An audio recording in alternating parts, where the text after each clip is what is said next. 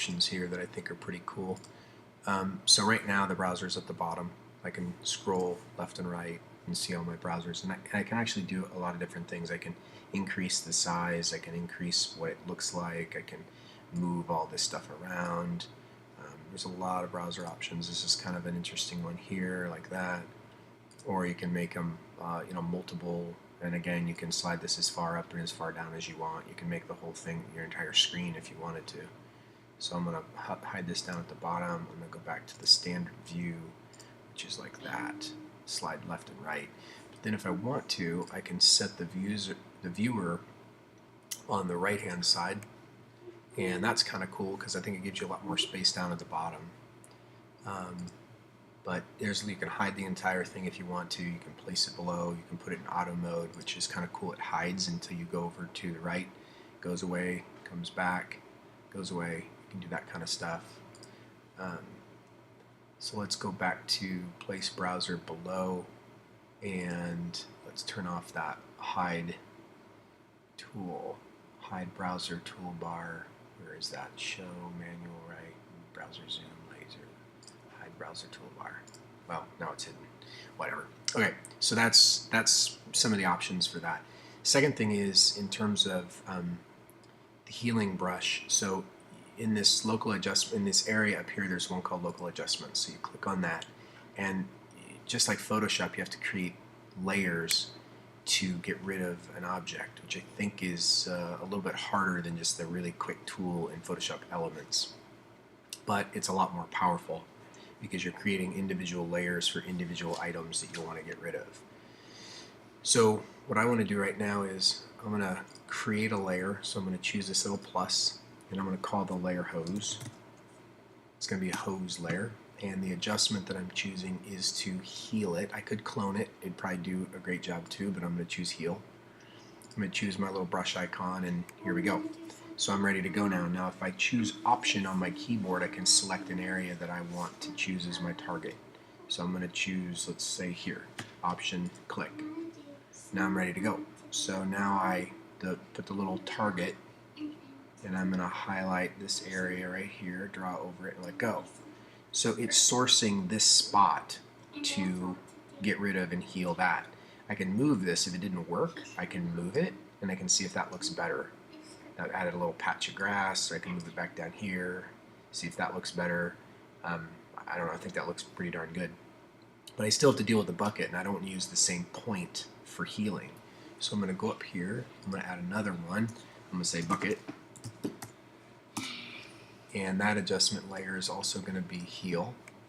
And now I'm going to choose option on my keyboard. I'm going to go right there. And I'm going to cover up the bucket, maybe even the hose, and see if that works. And that looks pretty good. If I move my cursor off the image, I can see what it looks like. It's a little sharp right in there, so I can maybe move it a little bit and see if that looks better. That's probably worse. Let's try that. That's a little better. I like that. And then the last one I have is this area down here. So let's go up here and add bottom. I don't know, because there's something at the bottom. I'm going to heal that. Go back down to the bottom. Again, option, click, choose this area right there, let go, and that's pretty good. So maybe a little bit bright so I can move that point down there. Like that. Okay, so that's getting rid of stuff. So pretty quick, pretty easy. I don't know. Let me show you something that's kind of cool too. So let's say that we've done that. And let's go back to a picture, and let's do a new variant of the original. So where is it at? Oops, that's my original. New variant.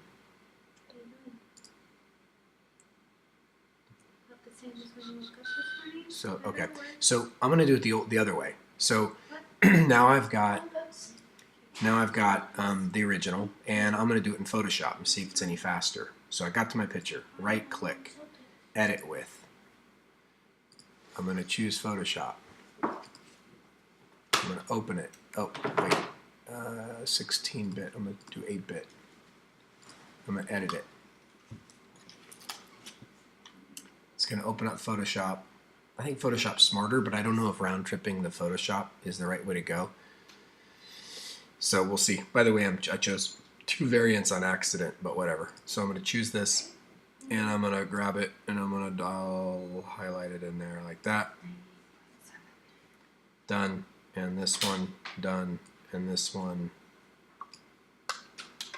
not quite. And then maybe this part too. And maybe this little leaf down there. Done. That's pretty fast.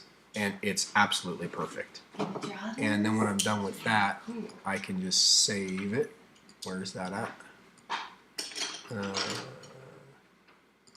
File, save.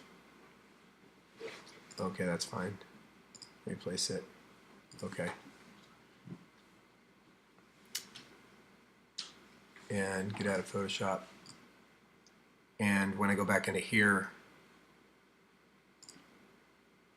voila, there it is, done.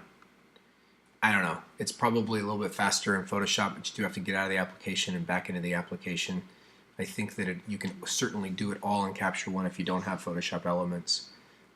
Photoshop Elements might do it a little bit quicker, possibly even a little bit better, but you don't have the, I don't know, 2 different ways of thinking about it. I like both ways, but I'm not sure which one I'll do. Good news is that you can do it both ways pretty darn fast.